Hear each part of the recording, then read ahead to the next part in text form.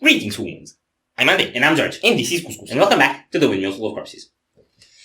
Right, so in our previous Linkin Park reaction, we have disrespected Linkin Park about as much as you would not have expected us to do based on how we did our reaction the first time we checked out a song from this album. We didn't see it coming either. Yeah, but what that tells you is we're kind of two-faced. We're gonna look like we're very, respectful and we really appreciate this band at first, and then 3 singles in, the page completely flips.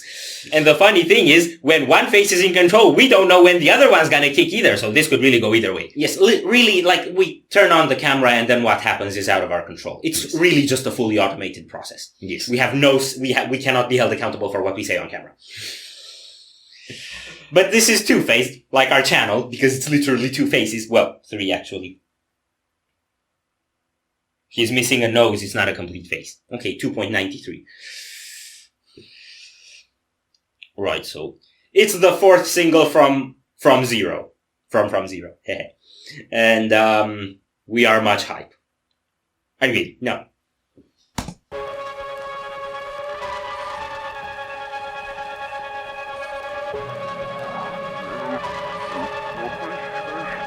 Someone watched The Matrix. I was thinking Men in Black.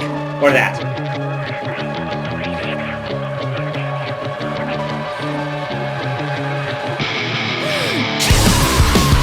Okay.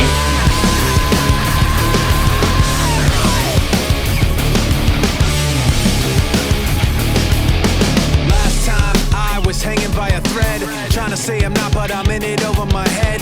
That's when I figured out where it led, beginning to realize that you put me over the edge. The truth's not rigid, your rules aren't fair, the dark's too vivid, the light's not there. I start to give in, but I can't bear to put it all behind. I run into it blind like two-faced, caught in the middle, caught in the middle. Too late, counting to zero, counting to zero. You should have recognized it's too late for choosing sides. Two-faced, caught in the middle, caught in the middle.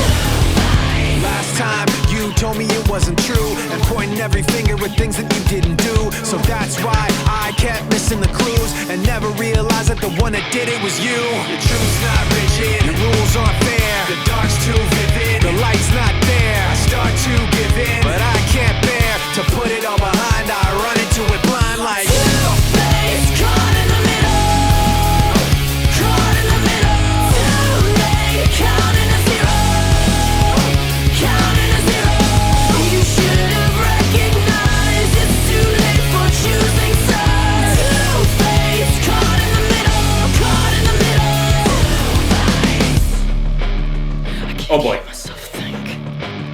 can't hear myself think. I can't hear myself think.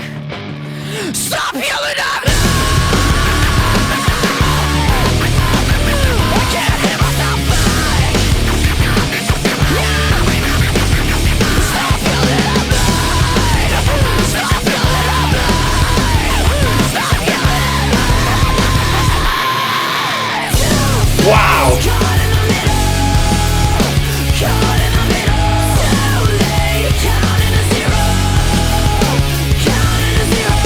You should have recognized it's too late for choosing sides. Two-faced, caught in the middle, caught in the middle, caught in the middle, caught in the middle, caught in the middle, caught in the middle.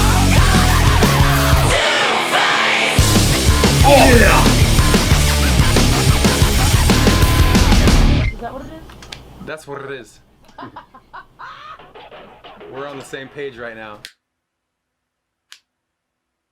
What just happened? I have no idea. That was such a throwback.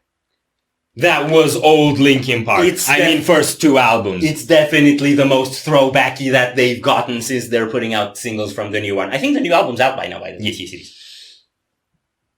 I'm very happy with this.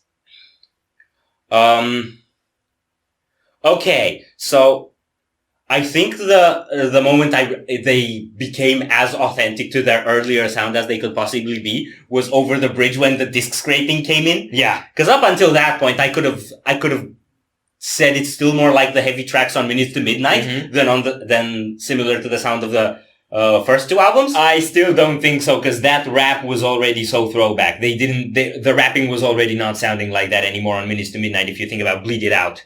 Yeah, kinda. So this was already throwing it back more for me. The riff style, that sort of old school new metal grit chugging, that was so good. And all the jumping around. Yeah, and then the chorus that's like clean vocal but half gritty in the middle. Yeah. While it says caught in the middle, I'm like, come on! Yeah. Oh, that was so good. I'm so happy with that. And then the scream came, and the bridge for me was like a flashback to Faint and to A Place for My Head. Yeah, that's actually pretty accurate. And they also had the scene with many people piled up and jumping that reminded me of the video to Faint.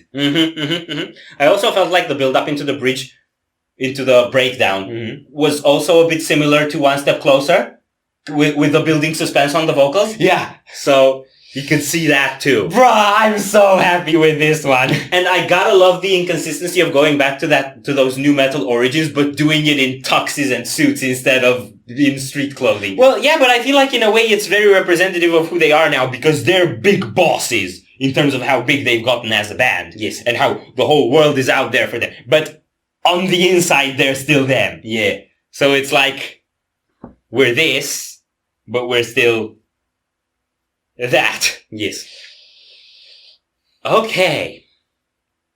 I wasn't the biggest fan of like the camera moving along with the people. That was a bit, it just didn't look right to me.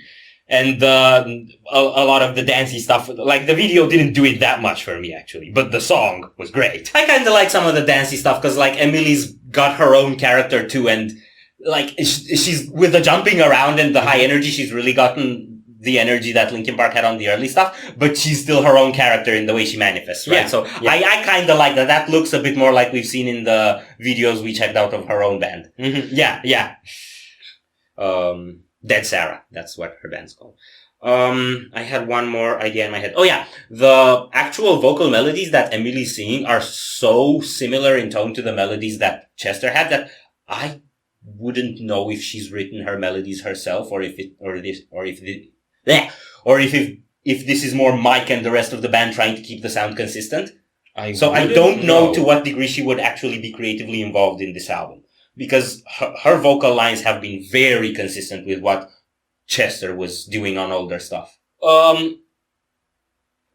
I've read some stuff, and I've also heard or seen some interviews where it seemed like she sort of showed up in the picture when the album was already being written. Yeah. Or something like that they decided she would be the singer. So I'm assuming she had less creative input than the others. Whether she wrote her own parts, I don't know. But even if she did, I'm sure it was still very conditioned by the fact that the songs were written by Linkin Park to sound like Linkin Park. Yeah.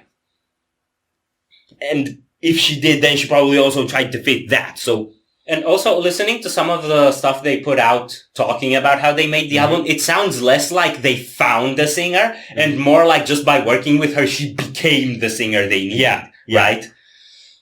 So, yeah. I'm very happy with this one. This one made me as happy as the first one, and the Emptiness Machine. They're back. Are we done here? No. So if you enjoyed this reaction, we'd greatly appreciate the likes and shares. And if you want to see more, don't forget to subscribe with bells on. Thank you very much for stopping by. We hope you enjoyed your stay, and we'd love to see you back at the Windmill very soon. Corpses out.